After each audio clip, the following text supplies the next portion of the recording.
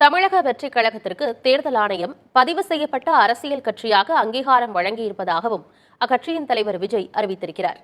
இந்நிலையில் கட்சியின் முதல் மாநாட்டை விக்கிரவாண்டி அருகே நடத்துவதற்கு 33 நிபந்தனைகளுடன் காவல்துறை அனுமதி வழங்கியுள்ளது. தமிழக வெற்றிக் கழகத்தின் மாநாட்டு மேடை, மாநாட்டு இடம், வாகன நிறுத்துமிடம் ஆகியவற்றின் வரைபடங்களை கொடுக்க வேண்டும் என காவல்துறை தெரிவித்துள்ளது.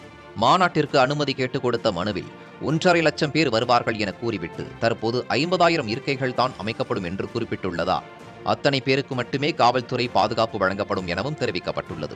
மாநாட்டிற்கு கூடுதலாக மக்கள் வருகை தரும் பட்சத்தில் தன்னார்வலர்கள் மற்றும் கட்சி நிர்வாகிகளை கொண்டு அவர்களின் பாதுகாப்பை உறுதிப்படுத்த வேண்டும் என நிபந்தனை விதிக்கப்பட்டுள்ளது. மாநாடு 2 மணிக்கு தொடங்கும் என்று குறிப்பிட்டுள்ள நிலையில் மாநாட்டிற்கு வருபவர்களை 1:30 மணிக்குள்ளாகவே வந்துவிட நடவடிக்கை எடுக்க வேண்டும். வெளி மாவட்டங்கள் மற்றும் வெளி மாநிலங்களில் யார் தலைமையில் எந்தெந்த ஊரிலிருந்து எவ்வளவு பேர் வருகிறார்கள் என்ற விவரங்களை கொடுக்க வேண்டும் எனவும் காவல்துறை குறிப்பிட்டுள்ளது.